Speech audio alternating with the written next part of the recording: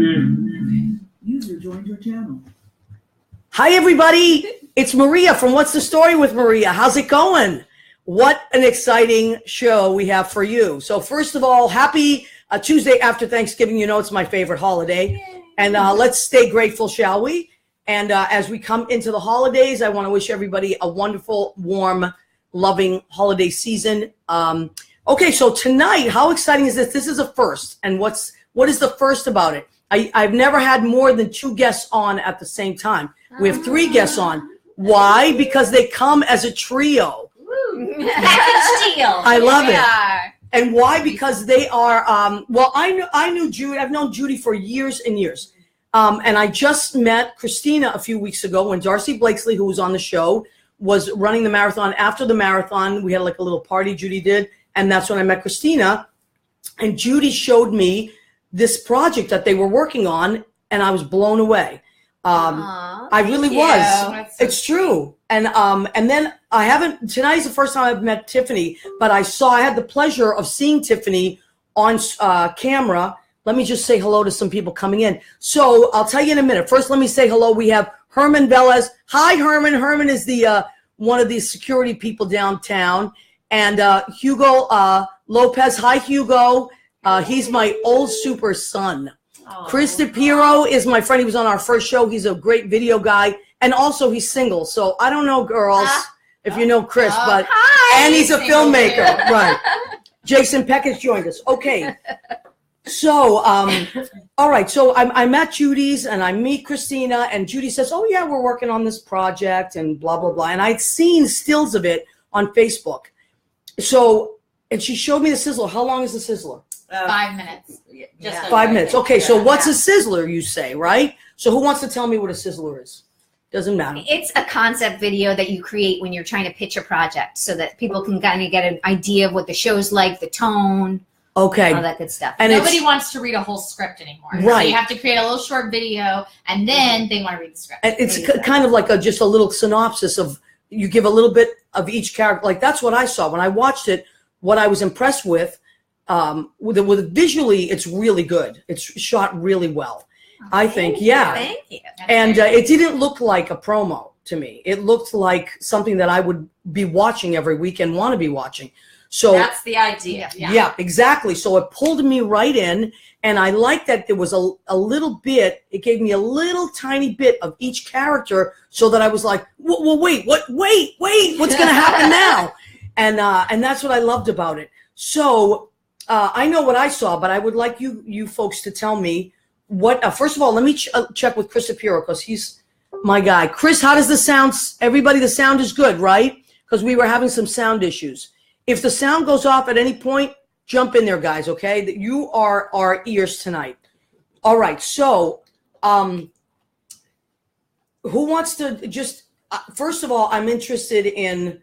First of all, it's wonderful. It's wonderful. I can't wait for it to actually happen so everyone can watch this. It's called TOCK.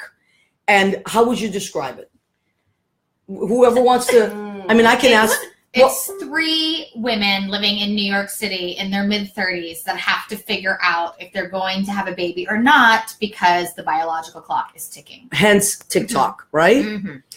Okay. So when I first, for a split second, maybe like a second and a half, I thought, oh, this is Sex and the City. And my heart jumped and I thought, I love that show. Although it wasn't my favorite, but I loved it. And I thought, oh, this is like that, but wait a minute. And then it had this whole other tier.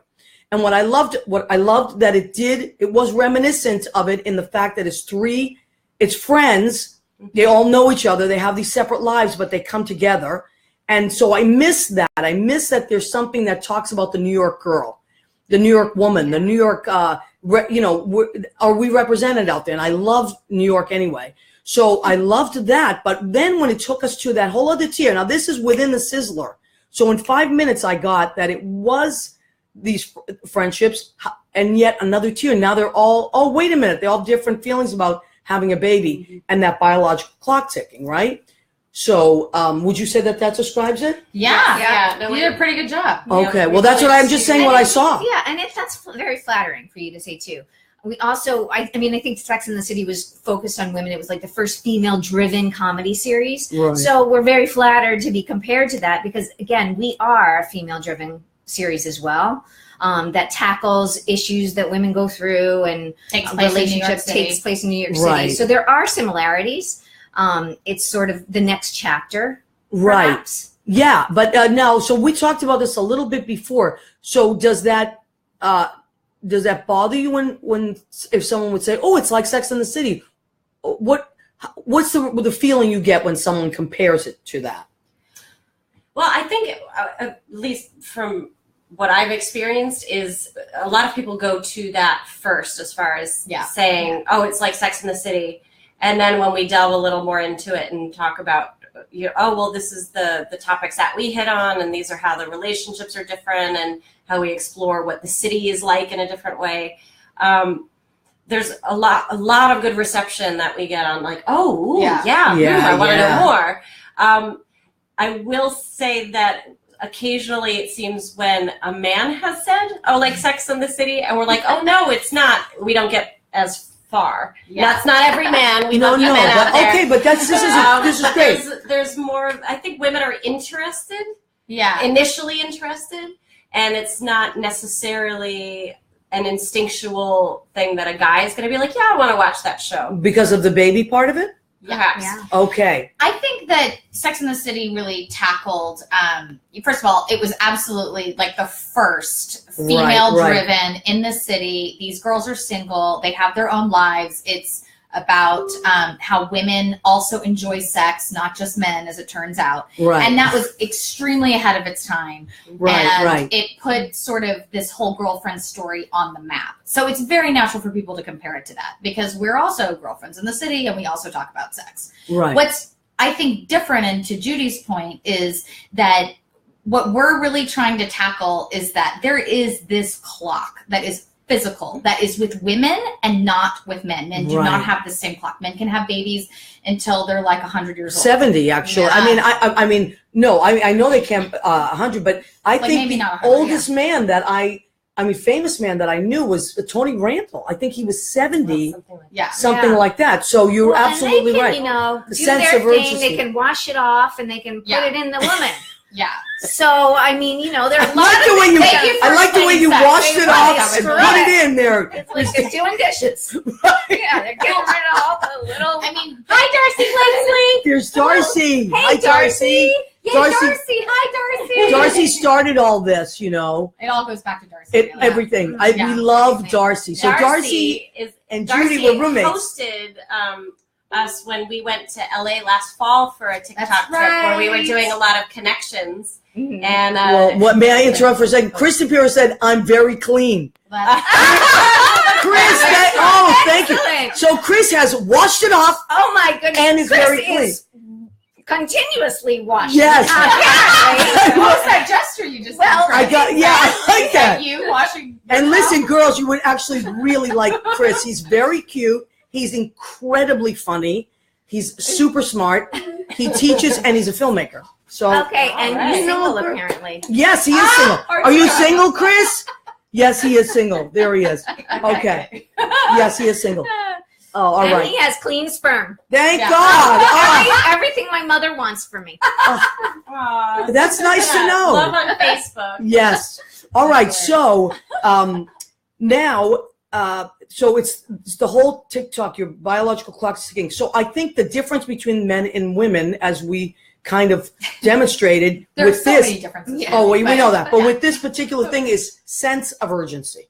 Yes, right? Exactly. That's exactly right. Okay, so a man up until 70 can father a child. Yeah. A woman probably maybe up until 44, and that's really like the ceiling. Yeah, that's the lucky ones. Yeah. Right. So for some of them, it's only like 34. Right. Yeah. Mm-hmm. So there's a sense of urgency. Yeah. There's a sense of there's a feeling of unknown. Mm-hmm. Right. Yes. There's that mystery, and you know, I didn't believe in the biological clock. Not that I didn't believe. It's just that my life was different, and I never really wanted to have a baby. And people said to me, "Oh no, but your clock's going to tick." I said, "No." And then it happened. It was crazy, out of the blue, and it was right at 36. And I was in a relationship, but not in a relationship that I would have furthered that or even thought about it. I wasn't financially anywhere near where I thought I needed to be. And all of a sudden I got this sense of sadness, this deep sense of sadness. And then my sister was pregnant, and she said, my sister is very funny off the cuff. She said, don't worry, it'll be your baby. You can even name it. She was very it was her second one, and she was kind of over it. She said, I'll let you name the baby. It'll be your baby. She didn't want it. Yeah, she was just tired. And so she let me name my niece. My second niece was Angelica Grace, who I love now. She's 20. I love Angelica Grace. Yeah, she's wonderful. And you know what? Once the baby was born, she actually looked just like me as a baby. And we're incredible friends. And it passed. Yeah, that's great. But it did exist, and I know that what you folks are talking about, because it does exist. Right, and it's not to say that every single woman wants to have a child. Right. That's right. But every single woman, whether she has to ask, she doesn't have to, but if she doesn't ask the question, it may no longer be her question to ask. Wow, that's a really good point. At a certain point, the option is no longer yours. That's exactly right. And to be okay with whatever your choice was. Or if you don't realize your choice was made for you, are you okay with that? Wow. Right. These are really good points. It gets kind of deep. I mean, it's comedy. It's hilarious. No, it is. Actually, it's very funny. But maybe. Well, sex and vaginas are just funny, naturally. Right. Yeah. So, I mean, the comedy's built right in. Exactly. Yeah, but I think, guy parts are funny, too. Oh, yeah. There are guy parts in our show. And you need guy parts in order to have the girl parts work. Right. So, guys, thanks for your parts. We appreciate those, as they would say in Massachusetts, thanks for the pots. So let me see. We have JP Perot. Hi, JP. Larry Temple. Hi. Martin Marushak. Mike Cohen. John Polcari. Has joined us. Thank you, everybody. So we're talking about TOCK, the comedy series written, right? Created, written, and produced by these three young ladies. And say your names again one at a time so we can hear who you are. I'm Cristina Doikos. I'm Tiffany Hodges. And I'm Judy Jerome. Okay, so remember those names. Remember them. Remember them and just say, oh my God, that's that series. Remember Maria had them on her show. So what we're going to do after the show is we're going to attach the Sizzler promo. The short one. The short one. Yeah, the teaser. We're going to attach it after the video is finished and we save it. Go to our pages and it'll be attached so you can actually see it. And it's really good. Now, how many episodes have you filmed? We just filmed the pilot? Just the 5-minute video that we did. Okay, so when do you start with the rest of it? That's what we would love, some beautiful production okay. And who would you send us? We're in the process of pitching it to networks. And is that how it goes? You pitch it first, right? You pitch it. And then it gets bought, and then you develop it, and then you start. So you don't shoot per se 6 episodes yourself, right? This is not a web series, just good. I'm glad. A lot of people fake series, and we're watching Facebook Live, and this is the internet, so of course it's a web series. This is not actual a web television. Series. This is actually our goal is for it to be a half-hour comedy on television or cable television, maybe HBO or Showtime, Netflix, Amazon, Hulu. Yeah. Okay, so if you're out there, and we do have friends out there, right? So if you work for HBO, Showtime, Netflix, Amazon, and you want to get a hold of this Sizzler and teaser, and you can't, just get a hold of me and I will get a hold of the girls. Just because we do have people out there. Or you can go to TikTokseries.com. Great, excellent. There is a contact us button, and also on the web series it gives more information on about the website. Wonderful. On the website. Sorry guys, So say that again. TikTok. TikTokseries.com. Yeah, you'll get information about the show. You'll know how to contact us. And where we are right now in the process, it's not like we're at the beginning. We've actually done a lot of work. We have an excellent pilot. The script actually got placed in the Austin Film Festival this year. What? Yeah. And in the top 20% of all the scripts that were submitted, which I think there was 8,000 of them. Are you kidding me? Yeah, it was crazy. Yeah. And then they also did a live reading of the script, which was super great. And it was only one of six projects that were selected to have the live reading. That's right. Really? So we got to read it live in Austin. Standing room only. That's amazing. It was wonderful. Yeah, so we have gotten some traction with the pilot. We have, we've submitted it to several people that are looking at it right now that hopefully will represent us and bring us into the right rooms. Okay. But we're also continuing to write. So we also have a series arc, a first season arc, and we're continuing to write episodes while we're going through this shopping experience. So what you just said, so a series arc would be like if you were looking at 6 episodes, right? Right.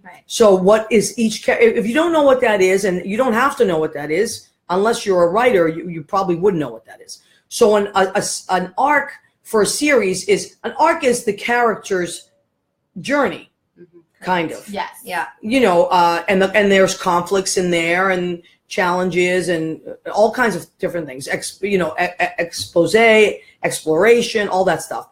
Yeah. So you want to? Did I cover it? Yeah. Okay. Pretty much. So Okay. the series has an arc because whenever you watch a whole series, like for example, Mad Men, right, is really about Don Draper and his story. So he starts out one way, and by the end of the series, he ends up another way, right? So that would be a series arc. Then a season arc would be like just in season 1, Don Draper starts out one way and ends another way. So that's what we mean by arc. And in our series, it's an ensemble piece. Not unlike Sex and the City. And it's about all 3 of us. So all 3 of us have arcs that we're going through with our biological clock from one point to another. And each one of us has very different conflicts and very different issues around it. And I think want different things. Right. And that's what's so exciting about this series, at least for me, as we develop it, is that it explores many different experiences that women could potentially have. So it's not just a woman that wants a baby and that's all she wants. Right. It's someone who may not want a baby. Right. And may find herself with a baby. Someone who can't have a baby. Wow. Someone who, doesn't know she wants a baby. Right. So or someone like all different things. I know with when I was growing up, it was, we used to joke about this in my family. We'd be like, when you have a boyfriend, they would be the first question. Yeah. Then you'd have to get through that hurdle. And then if you did have a boyfriend, then when you're getting married, and then when you had that done, right away, it's almost like you don't even get your honeymoon. Yeah. So when are you having a baby? Then are you going to have another baby? And people are always asking these questions. And I found them, my life was very different. And then I moved away and I had my own separate life. But for my cousins that stayed behind, I remember having these conversations like, God, they just don't leave you alone. It's relentless. Yeah. So do you find that? Yes. Okay. Yeah. Okay. I think that's also specific to women. I mean, I do think that men get pressure. I'm not trying to say that men are not pressured because I know that they are, and they have their certain by their statuses moms usually, and social conditionings and all of that. So I'm not trying to negate that, but I do think that when it comes to baby making specifically, and I think it has a lot to do with the biological clock and the sense of urgency, women are pressured immediately, and there is a difference in our generation versus like even my older sister's generation or my mother's generation, where women were they used to used to be women's only options were like getting married and having babies. That was it, right? And then like sort of around my mother's generation, I know then it was like, oh, guess what? You can get divorced and you can have your own job and you can like create your own life. And then I know that by my generation, I feel like women started having babies later in life. Right. So that's when the clock the sense of urgency really started to come into play because they were past their 20s. And your decisions about it became more important, right? That's right. And there's so many options now, God. Right? Like now you can be a single mom, you can be a stepmom, you can adopt, you can be a foster parent. Right. You can have a baby for someone else. That's right. Yes, you can that's get a true. surrogate. Yeah. You can freeze your eggs and do it later. Wow. You can, have fertility treatments done. Yeah. There's so many options now. And I think that's really why we decided this is the time for this kind of show. Because this is the generation where everything is shifting. And I think that the generation after us, I guess they're the Y generation. Do we ever figure out what that generation is? They're like millennials, but Y generation. I think Y already happened. Well, we'll figure it out. Y happened. Now millennials are this. Millennials are the bit. But you're right. They're going to have completely different sets of challenges. Right. Exactly. Sometimes it's almost like the more options you have, the more struggles you have, right? And also there's, at least for me, there was well, I want to do it the right way, so I'm not going to rush it. And, right. You know, oh, I'm in my 20s, I can wait, and let me find the person I want to do that with. And, you know, oh, I still have time. And then before you know it, you're at the age where it's like, well, now I actually have to figure this out. Right. Yeah. Because I can't dilly-dally anymore. You know, like there's I'm going to be responsible and I'm not going to get pregnant. Yeah. And I'm going to be a good person and I'm going to do it the right way. But then there's a point where you're like, but now can I do it at all? Like, should I have done it the wrong way so that I could have done it? So maybe I'm where I'm supposed to be and I should have. Go ahead, yeah, Cristina. and we don't have, we're the first generation that's doing this, right? Yeah. So we're forging the way. We don't know what to do. We don't know what the right thing to do is, when, how soon we're supposed to do it, how late we are doing it. So other people, you know, the next generation after us will have a roadmap of what worked and what didn't work. Wow, that's great. And more information. So on one hand, it's exciting that we have so many options, but on the other hand, it's scary because we don't know which option is really the right option. Yeah, we really wanted to, like, you know, Sex and the City sort of was about these women that were free, right, in New York City, and they were sort of that generation that was like, oh, guess what? We don't have to have men, and we just like having sex, right? And that was awesome, and that's why we love that show.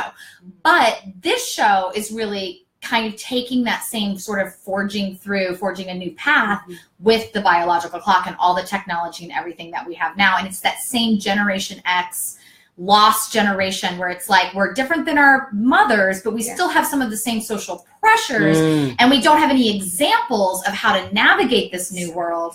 And meanwhile, like, millennials are like freezing their eggs at like 25 because they've already figured it out. Like, they went on the internet and they did the research and they figured that out. Well, at 25, when we were 25, we didn't have that option. Let me just interrupt you for 1 second. Chris DePiro put the TikTokseries.com already on. Oh, great. Yay. Thank you, Chris. So we can, he's already put it on there. So once, you know, you can check that out. Jill Anderson, who's a friend of mine, she actually has 2 beautiful daughters. She's out in Morristown. And she said, I wish our biological clocks adjusted to the 21st century. Yes, that's a great. Real You're ready good mentally to have a baby, that your body would also be ready at that point. Right. Yes. Well, that's that whole, you know, youth is wasted on the young thing. Yes. By the time you, right? It's true. So thank you, Jill. Try explaining to your 12-year-old why she has to go through puberty when the advocate waiting 34 kids. Okay, so, you know, there's a lot. You're teaching your daughters, too. So this is a really good point that Jill is making. So, and you see already people are engaged because this is the kind of amazing, and guys, too, you know, like, I love that there are guys that are actually watching this and listening. No, and we've had the great responses from men that we've had read the pilot or read the pilot. What are some of the responses? Or were in the audience. From the men.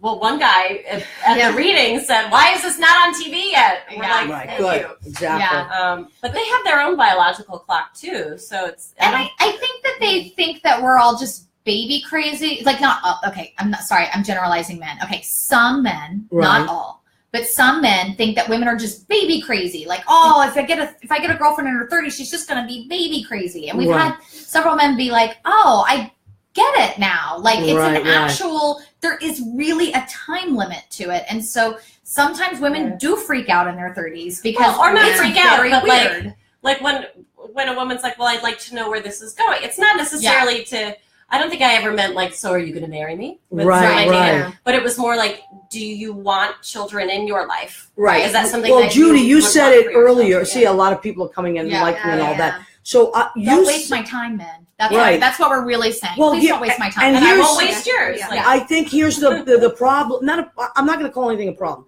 Here's the challenge, I think. Well, when you're in your 20s, and you said this, you're just having fun. I've always said your 20s are about having fun, and please do. Yeah. Okay. Absolutely. Enjoy yourself because otherwise you'll want to retract and go back. So have fun, but be careful, of course. Now, what happened with condoms? Always wrap it up. Yes. And what you said, Judy, was like, then you get to this point, you're coming over this cliff, and you're like, oh, God, now what? Yeah. And you kind of have to figure out in like 4 to 6 years, right? Yes. Kind of have that window. Yeah. Yes. So now, guys and girls or whatever, when you're in your 30s, or you're heading towards your 40s, and that's why dating becomes more complicated. Yeah. And relationships, because perhaps men go into it with their hearts open and eyes open, but because they don't have the sense of, you girls are planning for the entire, you have to like have the foreshadowing or the what's the word I'm looking for? You have to kind of plan the whole thing without really saying, right. Listen, I'm planning this, by the way. For the entire human race. Essentially is what it comes down to. I mean, it's a lot of pressure. Yeah. It's a lot of pressure. Okay, so now I want to go to this question because let me just look at the time. Let's check our time, how we're doing, because it flies by. 9:30. Okay, so now I want to ask, first of all, how you three know each other before this, how you met, and then how you came as friends to decide we should do this.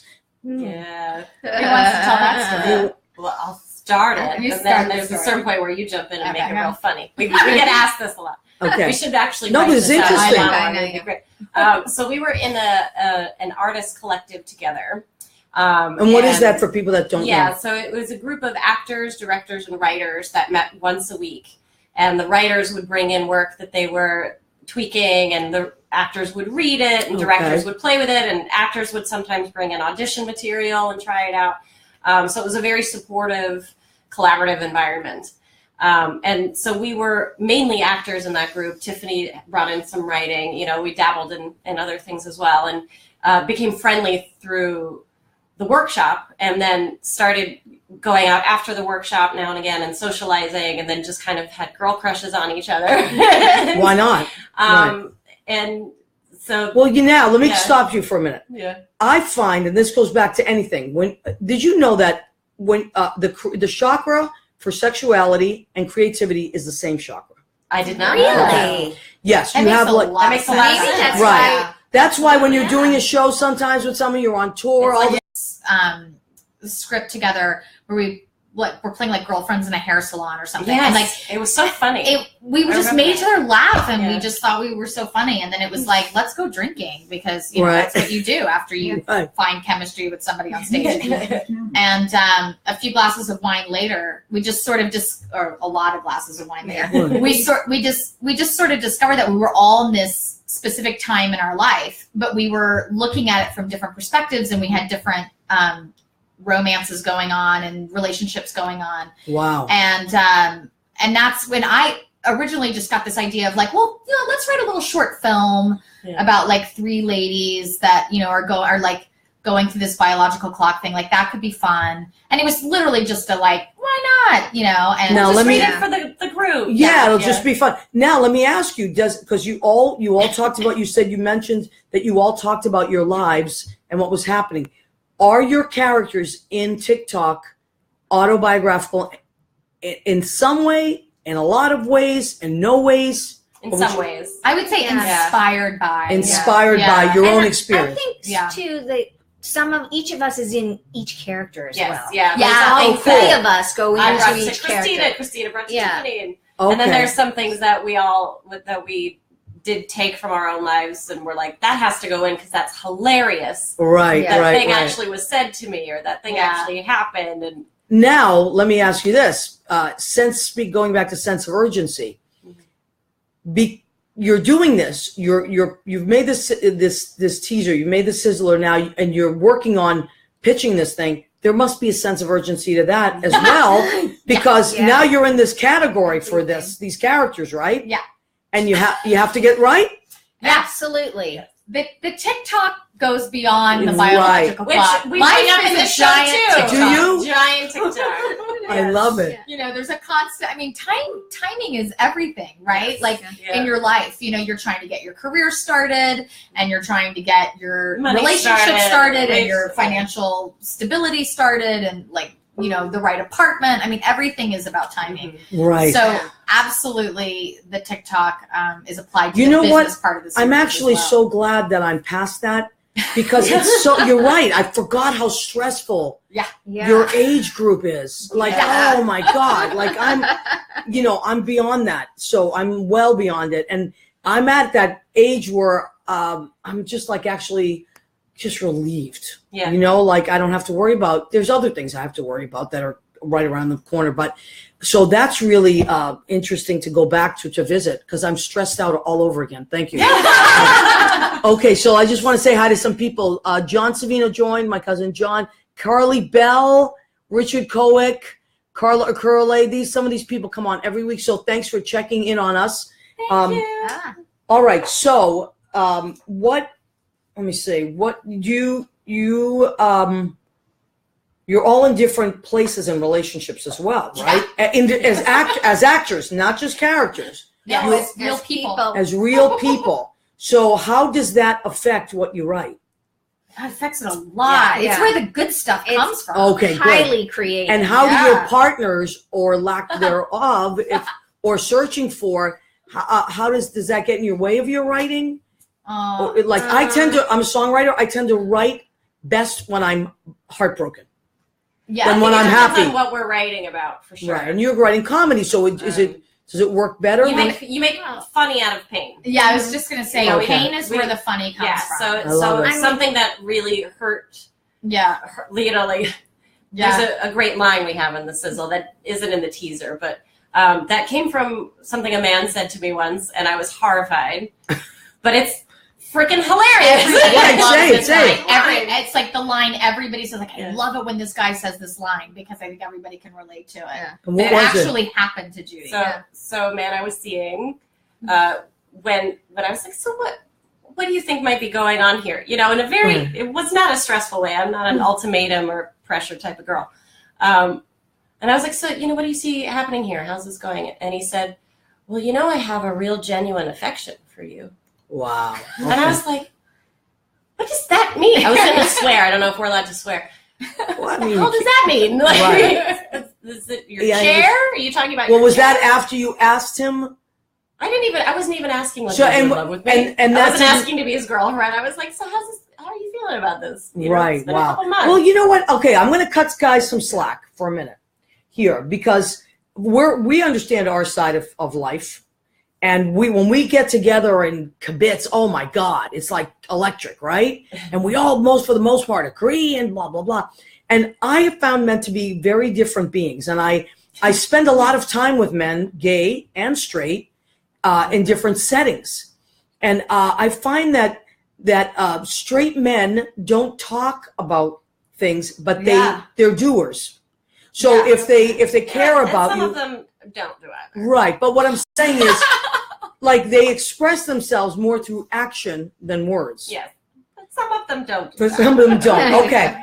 I also have a different agenda. I'm not expecting much from them. I don't, I'm very independent. I have my guy friends. We watch sports together. We talk about whatever we talk about. But I'm not hanging on, does he love me? Is he going to change my life? Is it, so it's my investment is different. Yeah. So I think that matters too. Absolutely. But I do find, because I talk to straight men a lot, and especially guys more your age, and I think that they feel for lots of times misunderstood as well. Oh, absolutely. Absolutely. And go ahead. I'm sorry. No, go ahead. That's what I was saying. Like I was kind of shocked at some of the things that they had to say, but they're doers. And even like I know people my dad's age, they may not say, hey, I think what you're doing is wonderful and I'm really proud of you. Instead, they might have a picture of you in their office that you didn't know they had on their desk. And you're like, really?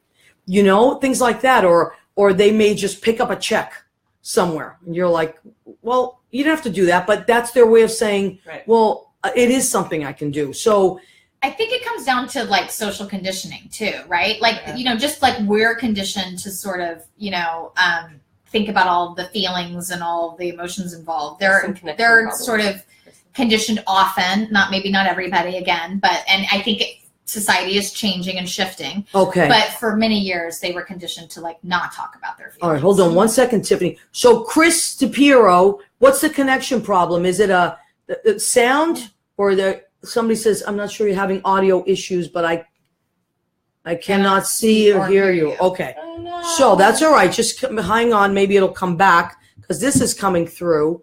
Is anybody else having that issue? All right. If they can't hear you, maybe they don't know to say yes. Okay. Yeah, maybe they don't know. Well, let's just keep doing what we're doing because it's still going through. The thing would tell you. Where's the little thing that tells you about the volume? Is that there? It's right. It was underneath there, but now we're going live. So I mean, it still says live and it's still ticking away. So we're still, sometimes things pop in and out. But okay, so let me just check the time. Okay, so we have 20 minutes left. So one of the things that I do want to talk about if we're having issues, and I do want to talk about our food, so that while they're correcting that, yes. So thank you, Judy. All right, so this is our eggplant tonight. The reason I made eggplant parmesan is because when I was at Judy's, because Darcy was running her race, I asked you guys what you would like and who's a vegetarian and who isn't. And I think both of you said eggplant, but you weren't even there, and they already chose the eggplant. Yeah. So tonight, Joe Savino, we are having eggplant. Joe's been asking me to. Oh my God, it's so delicious. Joe's been asking me to make eggplant for the longest time. So there is our eggplant. And then, of course, I made a delicious salad. You know, I'm a big fan of salads. It's good to have veggies. That's happening there. And then, of course, for dessert, I asked Judy. I said, Judy, what should I get for dessert? And she said, no dessert. And so, of course, I got chocolate Napoleon. Because it's amazing. Yeah. No dessert to me means you don't want dessert, but I still want dessert. So I want dessert. So I had to go with an Italian kind of theme there. Okay, so we're going to keep, what I'm going to do right now, I want you guys to tell me where you're at, and I'm going to check on my phone what's happening with Facebook. But tell me where you're at in the writing process. You've written let me get this out of you. I'm sorry. So you've already written one season, right? One whole season? Yeah, kind of. Okay. So what sort of happens with a writing process is that you start like with the pilot, and you start with a season arc, and then you write the pilot, and then we continued to write. I think we got to like episode 3 or 4, and then as you continue to write, you flesh out the world more, which makes you then want to go back and rewrite the pilot. So then we went back and rewrote the pilot, which now we have an even better pilot. And so now at this point, we're going forward and we're doing rewrites on Epi 2 and Epi 3 and Epi 4. And then we will continue on from there. But it's constantly shifting and changing. And that's the writing process. If you talk to any writer, I think they would get that that's the world. Now, once we get paid and we're doing it full time in a room, then it gets a lot more organized. But right now, as we're just exploring and expressing and getting it together, that's what the process is. Well, I would say that with anything, that's a whole different thing. Anything creative. So we got, if you can hear us or give us some thumbs up or all that stuff, because I just saw some thumbs up coming through and hearts and all that stuff. I found this to be the kind of thing that sometimes will come in and out. But for the most part, then once you save the video, it is fully recorded. So I find that most things creatively do change. Yeah. From when you first get the idea to when you do follow through. And I think, for me personally, I find that you have to be open. Don't be so married to an idea that you can't separate from it sometimes. And how do you guys separate? So what do you individually do? Like, do you find that you're, Cristina, I'll ask you, you find that you're more creative if you do take a step back? Or are you someone that likes to sit at their desk and write? Or do you like to go for a jog? When are you most creative as a writer? Right. I think I have to work in short time bursts. Mm-hmm. Okay. I find I can sit there and get inspired, and I will go for a solid 45 minutes, just go. And then I need to step away. Right. Okay. And I need to go take a break. I need to do something else. And other times I'll come and I'll sit down and I'll just be stuck and I won't know what to do. And in that case, I don't even sit there. I walk away immediately, go take a run, go do some yoga, go do something physical. Okay. All right. That's good. And actually, that's what you should be doing. They said that the human brain can only do 20 minutes at a time. Mm-hmm. Yeah. And if you want to, that's like if you're in a class, that's why it's important to take a break and let people absorb things. But I always found as a writer, if I was writing comedy or whatever it was, that the best thing I can do to be creative is do something completely different. Mm-hmm. So wash dishes, get in my car. Like when I'm in my car, forget it. My brain just starts going. And I used to carry, and back in the day when we had those little tape recorders, used to carry those and then sometimes just talk into it. You can do a voice memo on the iPhone now. Right. We've done that. Right. Have you? Yeah. It's really good. And what do you mean, like ideas or just like ideas, or like remember this line that's really funny, or think about for episode blah blah blah, or questions, or I have a note-taking app on my phone, and I just there's like a TikTok ideas. Oh, really? Notes okay. That I'm constantly adding to, so that way, as I'm doing other things and little things pop up that I may not have time to explore in that moment, I can get them down to explore. That's true. Yeah, you have to do that. I've been carrying a notebook around since for 30 years. Yeah. And sometimes it's just a line that I think that would be really good in a song, or just a title, like that'd be great, or just something because you think you're going to remember it, but there's no way. We have millions of thoughts that come through our heads. And stimuli all around us, and especially in New York City, there was so much going on, and then you're thinking, oh, I have to go there tomorrow, and I have to do this and that and that. And we definitely refer back to that, like when we're writing. Yeah. If we're getting stuck, we know we need a joke, but we can't think of anything. We just feel flat. We'll go to that list and we'll run down, and sure enough, something will jump out and be like, that is perfect for right there. My friend Susie used to do, we used to write, we've written 3 comedy shows, like with 5 different characters each, and that we each play 5 different characters. What we used to do is get a tape recorder, improv. So she would say, okay, your character, my character, and let's just put ourselves in a bakery, and here's our challenge. And we would just stream of consciousness, just improv. She would record it, and then she would go back, listen to the whole thing. I mean, she was very methodical on how she would type the whole thing out, and then we would go back and edit and rewrite a lot of the jokes. That's actually how I started writing. That was my exact process when I first started writing, because I was an actor first for many years, and I had this wonderful acting teacher that would really encourage spontaneous improv and monologues and whatever on whatever thing we were going through in our life. And I did this like spontaneous monologue situation, and she told me, she was like, you should record that and you should type it out and try to rewrite it because it's really great. And I did that. And that was the very first thing I ever wrote. And then for a long time, that was sort of my process.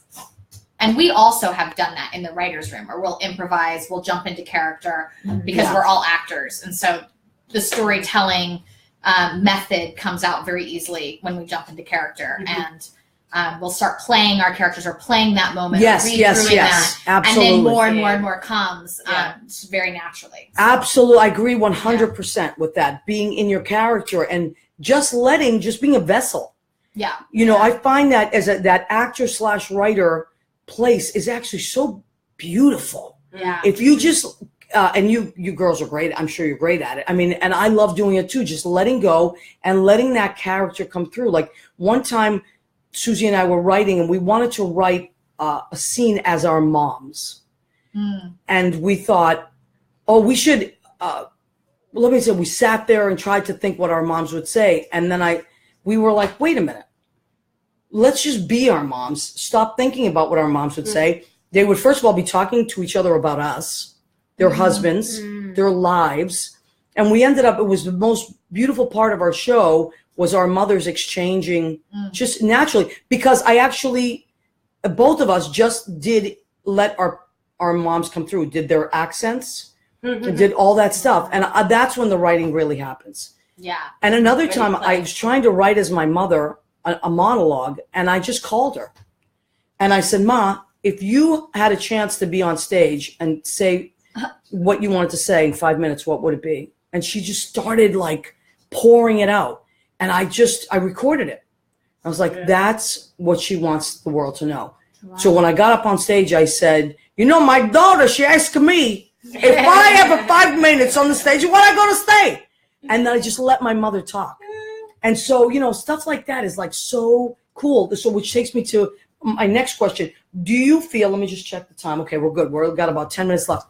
Do you feel, so we're definitely running because do you feel attached to your characters? Do you feel, do you ever feel annoyed by them, pressured by them? I think sometimes, Tell me. I get scared that what we write is going to happen.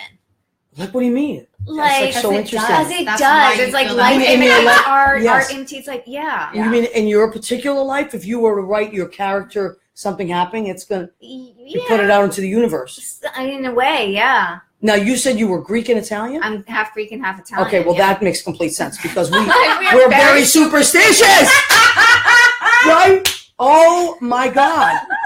And it actually also happens. It's actually, I mean, it happened a little bit. Tiffany is case in point. Yeah. Okay, so Tiffany, we were talking about ethnicities before. So you said that you are? I'm half Mexican and half white, which is mostly Scottish. Okay. I just like to say that I'm the whitest Mexican ever. All right. Well, totally is. Because I'm so white, really, on the inside. Cristina speaks great Spanish. I speak, not so much. I'm a Isn't that fluent something? in Spanish. Tiffany. Well, it's not my fault. So here's the deal, is that I grew up in Texas. I'm actually call myself Texican. Okay. Very specific. Because only in the bottom part of Texas, I feel like there's a very specific type of Mexican. Okay.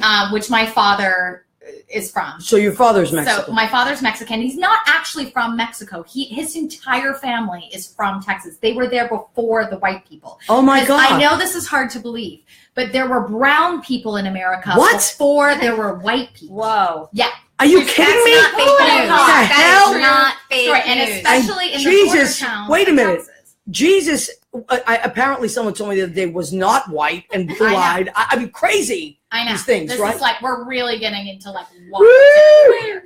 But because my father experienced so much racism, even though he was absolutely American, his great grandfather like founded Padre Island. Like these people were all from Texas before Texas was even America, was even part of America. But because he experienced so much racism, he did not want to teach us Spanish. He did not want to give us Mexican names.